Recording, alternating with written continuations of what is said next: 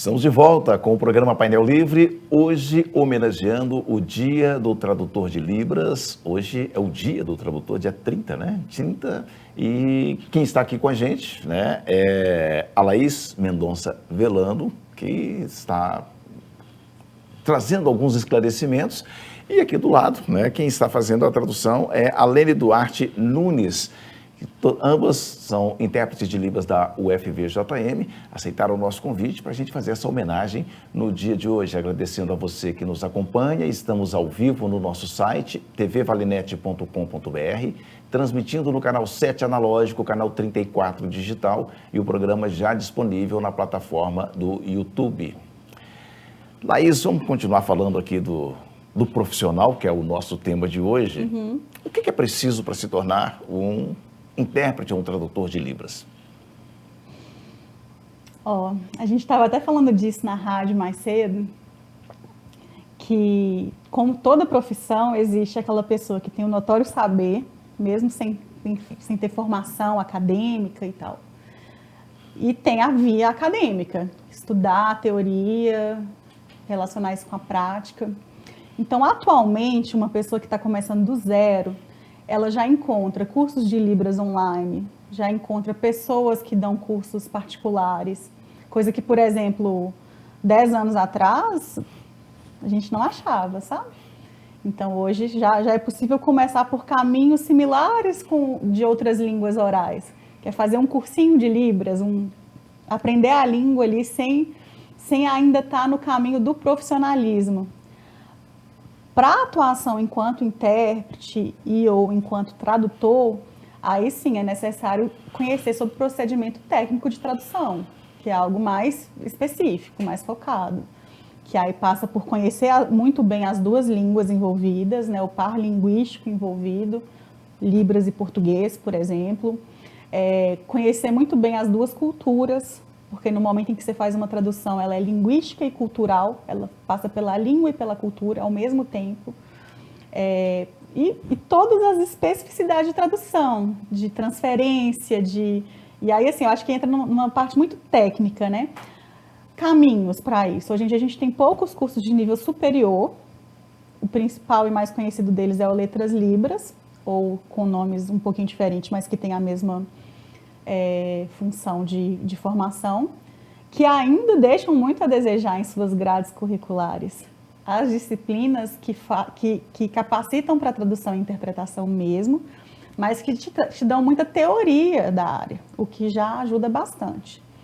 Mas o chão de fábrica, né, é a prática que faz a gente tradutor e intérprete. Saindo um pouquinho do profissional, né, quem quiser aprender a se comunicar em Libras, acho que hoje tem muitos mecanismos, né? A internet ajuda muito, mas quanto tempo ele demora, quantas horas ele precisa dedicar para se comunicar? Para se comunicar? Relativamente... para se comunicar, porque é isso, né? Uma coisa é se comunicar, outra coisa, né? Uma fluência para comunicação é diferente de uma fluência para fins de profissionalismo, de tradução, é diferente para um atendimento... Por exemplo, você fazer uma entrevista direto em língua de sinais. É diferente da competência para fazer uma interpretação, como a Aline está fazendo. Percebe o entendimento da língua. O tempo vai variar muito da pessoa mesmo, né? Eu acho que para o público poder fazer uma reflexão a respeito, quanto tempo eu preciso para poder me comunicar em inglês? Quanto tempo eu preciso para me comunicar em francês? Quanto tempo eu preciso para me comunicar em espanhol? A Libras é uma língua, então o tempo de dedicação vai passar pela sua habilidade com essa língua que você está aprendendo. E que varia, por exemplo, a minha habilidade para aprender inglês, para aprender Libras é completamente diferente. E as pessoas vão ter suas afinidades também. Agora, algo que eu considero muito interessante é que para comunicar, para fins de estar ali com uma pessoa, é algo mais simples, num sentido assim, né? Eu não tenho que ter muito vocabulário necessariamente, é uma coisa que vai crescendo aos poucos. Então, essa fluência, não é nem fluência, né? Essa comunicação básica com uma pessoa surda, eu acho que passa principalmente pelo contato com uma pessoa surda. E a pessoa surda tem uma capacidade muito grande também de ter uma linguagem própria, interpessoal, né? Assim, igual quando A minha sensação é que é igual quando a gente vai conversar com criança, e que a gente fica ajustando o português para poder conseguir alcançar. Eu tenho a impressão que o surdo está tão acostumado a lidar com as barreiras da sociedade, que quando ele vai tentar se comunicar com o ouvinte, ele fica usando tudo quanto é recurso para poder fazer a pessoa compreender, né? Para ser compreendido. Então, isso é muito interessante. E, assim, é interessante a gente pensar também por que o surdo que tem que fazer isso? Por que o surdo que tem que pensar recursos para comunicar? Se a comunicação está acontecendo entre duas pessoas, né? Qual que é o nosso papel enquanto ouvinte para comunicar também? Já que a gente está falando desses desafios, né? Existem situações que vocês consideram mais desafiadoras, né? Como interpretação de eventos, né? Eventos acadêmicos ou técnicos, né? Específicos. Como que vocês se preparam para esses momentos? Por exemplo, aqui hoje é um pouco desafiador. Assim, a gente tem procedimento técnico, né, para atuação. Então, por exemplo, aqui hoje a gente teve acesso às perguntas, né, abrindo um pouco dos bastidores para o pessoal. Que, na verdade, a gente sai fora o tempo todo. O tempo todo. E isso acontece em sala de aula, isso acontece em show, isso acontece em tudo quanto é lugar. Se a pessoa não envia nada para a gente tem o nome dela, o título do evento e onde vai acontecer, por exemplo.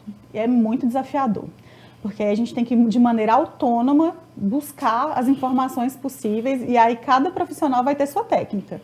Eu, por exemplo, eu pesquiso do currículo Lattes da pessoa até, no caso aqui, por exemplo, que tem já vídeos gravados, eu assisto esse material e busco entender o máximo possível do que acontece ali.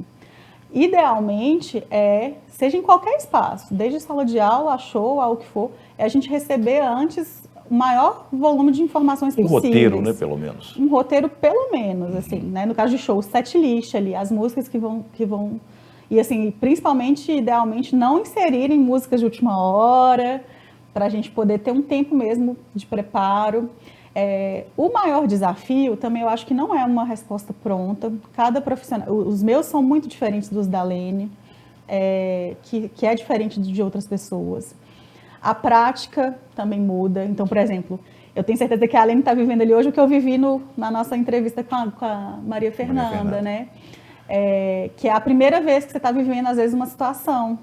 E isso, todo mundo passa por isso. Na verdade, não só de interpretação. Eu tenho certeza que a primeira vez que você entrevistou alguém aqui nesse espaço foi um sentimento muito diferente do que o que acontece hoje com tantos anos, entende? E isso acontece com o intérprete nos espaços que ele vai atuar também. Outra coisa no caso de traduções, o tempo que a gente tem para executar a tradução. Então, tem tradução que chega o pedido hoje para eu entregar o material em uma semana, em duas, em um mês. Tudo isso muda o tempo que eu vou ter para acessar o material, para amadurecer as formas de fazer. Estou tentando falar da maneira mais leiga possível, porque assim, tem muito procedimento técnico, né, a feitura dos trabalhos. Mas passa por esse lugar, assim, as dificuldades e os desafios passa pelo lugar da intimidade com aquele espaço, da sua ligação afetiva mesmo. Por exemplo, eu adoro a área cultural, a Lene, por exemplo, já tem um pouco menos de afinidade. Então, para mim, interpretar um teatro é mais tranquilo do que para ela. Em compensação, ela fazendo uma tradução de tal material é muito mais... Então, isso vai variar de profissional para profissional, sua história de vida, seus interesses. E esse acesso antes ao material muda tudo, porque aí tem a parte, né, do que eu gosto de fazer e do que eu tenho competência para fazer. Eu acredito que hoje a gente tem uma competência que a gente pega os materiais e dá conta de fazer aquilo, mesmo que aquilo não seja a nossa afinidade. E isso é chão. Então, deixa eu complicar um pouquinho, né, de tornar mais desafiador isso aqui, porque isso não está no roteiro, que o mês de setembro é o mês que se homenageia, né, a comunidade surda, o meu Setembro Azul. Inclusive, estou tentando homenagear no dia de hoje. Legal. Mas o dia 26 é o dia do surdo, hoje é o dia do tradutor. Do tradutor. E essa semana, no final de semana, sábado, né, especificamente, o Atlético Mineiro fez uma homenagem aos surdos, com os jogadores entrando com o nome, que a gente está mostrando aqui na tela, dos jogadores escritos em libras. Todo time põe o nome dos jogadores, né? E eu achei muito interessante essa camisa do Guilherme Arana, né? É o Arana. E a gente não podia perder a oportunidade da gente chegar e lembrar dessa homenagem, que eu acho que foi muito interessante. Todo mundo achou estranho e é realmente uma homenagem muito legal que eu achei que o Atlético fez. Né? Legal. Agora, quando a gente vê o nome, né, ali está o nome soletrado, né? Existe o sinal. Como é que funciona essa... Bom, esse sinal? Primeiro eu queria dizer que eu sou cruzeirense, mas vamos lá. Mas a homenagem foi... Né? Não, foi muito legal mesmo. E é isso, a datilologia que a gente fala, né, que é o A, B, C, D, isso é dos recursos para a gente manter na língua portuguesa, por exemplo. Então, quando eu vou dizer o meu nome, eu faço as letras, como a Alene está sinalizando, não vou fazer não. Eu faço as letras L, A e S e isso eu estou mantendo o meu nome em português. Grosso modo, eu tenho a palavra em língua portuguesa e tenho o sinal-termo em língua de sinais. Todo mundo, estudando outras línguas, tem um desejo que é assim, como que eu falo casa em língua de sinais? Como que eu falo casa em inglês? A gente quer um correspondente imediato. E aí existem os sinais-termos que fazem referência a determinada palavra, que seria esse imediato. Então, eu posso escrever com as letras do alfabeto, mantendo em português, ou eu posso fazer o sinal-termo. Em geral, a gente usa as letras do alfabeto para poder falar nome de rua, o nome das pessoas que ainda não foram, que a gente fala, batizadas, porque há uma pessoa surda que nos dá o sinal-termo nome, o sinal... Como é que é o nome? Acho que é sinal-nome, que é o termo que é usado. Que é, por exemplo, o meu é assim, que é uma característica por passar a mão no cabelo, e aí, assim, é como eu sou conhecida na língua de sinais. E cada pessoa tem o seu.